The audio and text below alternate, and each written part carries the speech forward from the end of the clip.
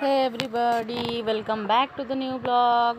मला माहीत आहे तुम्हाला माझा बड्डेचा ब्लॉग नक्कीच आवडला असेल आणि जर कोणी बघितला नसेल तर प्लीज नक्की जाऊन बघा. याच्या आधीचा ब्लॉग आहे माझा. तर आता ना बड्डे झाला माझा आणि दुसऱ्या दिवशी आम्ही चाललो आहोत गावाला, बिकॉज आम्हाला लागोपाठ सुट्ट्या आल्या आणि मग म्हटलं जरा गावाला फिरून येऊयात. आणि मग आम्ही निघालो आहेत फिरायला माझ्या माहेरी मालेगावला. तर मालेगाव जवळ पडतं आम्हाला सासरपेक्षा, त्याच्यामुळे नाही का आम्ही निघतोच. म्हणजे असं सुट्टी आता खूप दिवसानंतर चालली मी, तर म्हणते खूप दिवस झाले मी गेलेलीच नव्हती.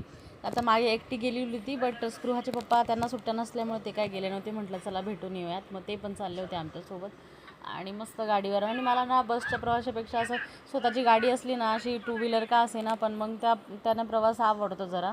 आणि असं मी व्हिडिओ काढत असते बरं का रस्त्याचे, मला खूप कामं येतात. आणि इंस्टाग्रामच्या व्हिडिओजमध्ये टाकायला पण मला खूप कामं येतात हे व्हिडिओ. त्याच्यामुळे मी रस्त्याचे व्हिडिओ काढत असते, खूप छान येतात ते. तर एनिवेज, पण इतके रस्ते खंदून ठेवलेत की ट्रॅफिक वगैरे येत होती ना बघा, मध्ये अशी म्हणजे फार जवळपासूनच सुरू झाली होती ट्रॅफिक आम्हाला. त्याच्यानंतर आहे ना आम्ही थांबलो इथे. बघा तुम्ही बघू शकता, आम्ही आलो आहोत चांदवडला रेणुकादेवीला. कारण सुट्टीचं कारण म्हणजे तेच होतं, आम्हाला जायचं होतं, ओटी भरायची होती. ओटी भरणं मेन असतं, कारण की आमचं कुलदैवत आहेत. आणि बस साडी चोळी खण वगैरे सगळा गजरा वगैरे सगळं असतं ना, सगळा ओटी भरते मी, दरवर्षी भरत असते मी देवीची ओटी. तर आम्ही ह्या वर्षी पण आलो, म्हणजे वेळ काढून आलो, आम्हाला वेळ मिळाला देवाच्या कृपेने आणि आम्ही आलो. मस्त ओटी वगैरे घेतली मी आणि देवीची ओटी भरून, आणि मगच म्हणजे निमित्त होतं सगळं, आम्हाला हे सगळं करायचं होतं. त्याच्यामुळे आम्ही ओटी भरण्यासाठी बी आलो आणि भेटणं पण होऊन जाईल म्हणून त्याच्यामुळे मग आता चांदवडला रस्त्यामध्ये आम्ही थांबलो आणि रेणुका देवीची ओटी भरलो. तर तिथं पण म्हणजे गर्दी होती बरं का, पण खूप जास्त अशी लाईन लागली वगैरे अशी काही गर्दी नव्हती बरं का चांदवडला. तर होतेच लोक, गाड्या भरून येतात, कारण लोकांचं कुलदैवत असल्यामुळे ज्यांचं कुलदैवत असतं ते लोक तसे त्यांना ह्याच पिरियडमध्ये सुट्ट्या भेटतात आणि लोक येतात गाड्या भरून दर्शनासाठी वगैरे. कोणाच्या पूजा वगैरे असतं, कोणाचं काय असतं. तर तसं आम्हीही आलो. तर आम्हाला पण असा टाईम मिळाला ना, आम्ही दरवर्षी न चुकता मी ओटी भरते म्हणजे भरते. हे बघू शकता तुम्ही रेणुका देवी कशी दिसते. आणि इकडून असं जायचं होतं, एवढी काही गर्दी नव्हती बरं का, पण मग झालं एकंदरीत असं मस्त. त्याच्यानंतर दर्शन वगैरे झालं तिथे. मध्ये फोन अलो नसल्यामुळे मग आम्ही बाहेर येऊन इथे बसलो होतो. आणि बसल्यानंतर मी थोडंसं अशा शूट केलं थोडं की कशी गर्दी वगैरे काय मंदिराला आतून शूट केलं थोडं. आणि थोडं म्हणजे लोक ज्यांना देणगी द्यायची ती देणगी वगैरे देतात, लोक बसतात. आणि मला मस्त गजरा दिला होता. तर हा बघा हा गजरा, तर मी पण तो डोक्याला लावून घेतला माझं. हे बघा स्पृहाचे केस, डोक्याला काही एवढे केस नव्हते. मागच्या वेळेस जेव्हा आला होतो ना आम्ही, तेव्हा स्पृहाला लावून दिला होता मी, पण ह्यावेळेस स्पृहाची कटिंग बारीक होती असली, त्याच्यामुळे मी स्वतः लावलं. आणि हे बघा वरती कसं लावलं आहे, मला असं खूप प्लीजंट वाटतं तिथे. आणि त्या पुजाऱ्याने आम्हाला 2 माळी दिल्या होत्या, मला कळतच नव्हतं त्या 2 माळींचं काय करू, पण एनिवेज ते मी घरी घेऊन गेली. तर बघू शकता तुम्ही कसं आहे दिवे वगैरे लावायचं. आणि अधिक महिन्यामध्ये ना त्याला देवीला बत्ताशे वगैरे द्यायचे असतात, मी ते पण दिलं होतं. आणि एक दिवा लावायचा असतो. तर त्यांनी ना मला काही रिटर्न दिलं नाही, त्यांनी तिकडंच ठेवून घेतलं. त्याच्यामुळे मला काही दिवा नाही लावता आला, कारण त्याने ओटी सगळी घेऊन घेतली, नारळ वगैरे सगळं. त्याच्यामुळे मला काही लावता नाही आला. त्यांनी फक्त मला गजरा आणि 2 फुलं असे रिटर्न दिले त्या पुजाऱ्याने. त्याच्यामुळे मग तसं काही झालं नाही माझं. तर हे बघा मी कसं थोडं जरा असं नाही का जवळून जरा असं हे करायचा प्रयत्न करते, झूम करून वगैरे तुम्हाला दाखवता येईल देवी, ज्यांचं दर्शन होऊन जाईल तुमचं, तुम्ही पण दर्शन घ्या देवीचं. हे बघा मी किती क्लोजअप व्हिडिओ करायचा प्रयत्न केलेला आहे बघा, खूप छान. तसं माझ्या मोबाईलला एवढी जास्त क्लॅरिटी नाही, पण लांबून व्हिडिओ तरी पण देवी एकदम क्लिअर दिसते इथे. तुम्ही बघू शकता किती छान मस्त व्हिडिओ घेण्याचा प्रयत्न केला आहे तुमच्यासाठी. त्याच्यासाठी व्हिडिओला सबस्क्राईब केलंच तर पाहिजे. चला तर मग गाईज, तर बाहेर आल्यानंतर हे बघा मी कसा गजरा लावला आहे, मी स्वतः लावला. एवढं काही असं मला वाटलं नाही परफेक्ट, पण एनिवेज तसं पण आपण मागे मी आंबाडासारखा करून घेते प्रवासामध्ये, कारण गरम होतं उन्हामध्ये फार जास्त. आणि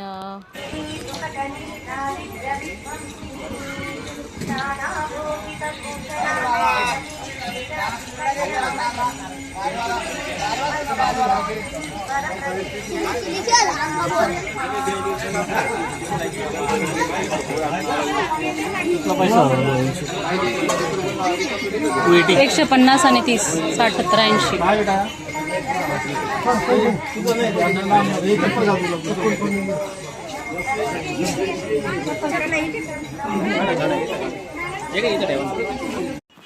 त्यानंतर आम्ही पोचलो मालेगावला. पण आल्यानंतर मग स्पृहाचे बाबा म्हटले स्पृहाला कपडे घ्यायचे. मग आम्ही स्पृहाला कपडे घ्यायला गेलो होतो इंडियन्स NXमध्ये. आय थिंक इंडियन्स किड असं काहीतरी आहे ते, तिथे गेलो. तिथे मुलांचे सेपरेट कपडे असतात म्हणून आम्ही तिकडे गेलो. तर मस्त स्पृहाला, आजीचं म्हणणं होतं की स्पृहाला ना मस्त जीन्स आणि टी-शर्ट घेऊयात वगैरे. तर हे काय आजीला पटत नव्हते, आवडत नव्हते एवढे. पण बघणं चालू होतं. स्पृहाला 1-2 आवडले, पण ते कोणाला आवडले नाही, सगळ्यांचं सहमत झालं नाही. पण एनिवेज तिथे आम्ही खूप शोधले आणि शेवटी मग मुलाचा ड्रेस घेतला आम्ही. मुलाचा म्हणजे पॅन्ट पण शर्ट मुलाच्या सेक्शनमध्ये जाऊन घेतला. त्यानंतर मग मस्त आमचा कौतुक झालं जरासं. आमचं मस्त अधिक मास पान दिलं आम्हाला.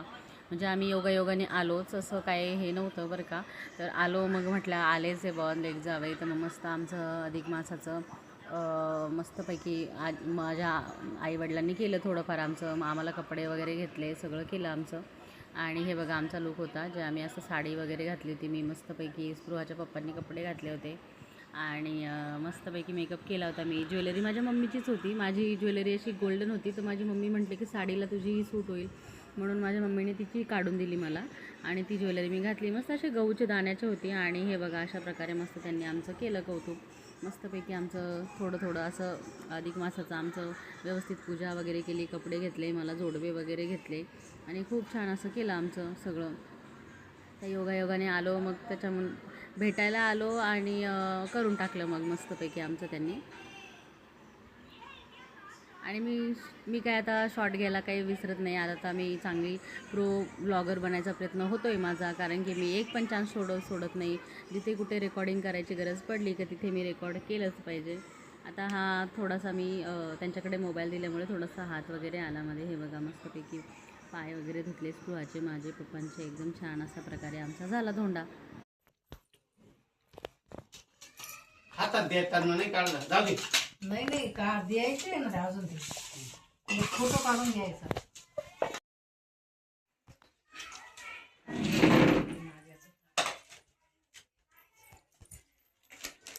तर तुम्ही बघू शकता मस्तपैकी असं पुरणपोळीचा स्वयंपाक वगैरे केलेला होता. कपडे वगैरे घेतले होते. मी काही साडी घेतली नव्हती, मी ड्रेसच घेतला बिकॉज मी साड्या वापरतच नाही. मग मी माझ्या आईला मस्तपैकी एक साडी घेतली आहे ओटीला.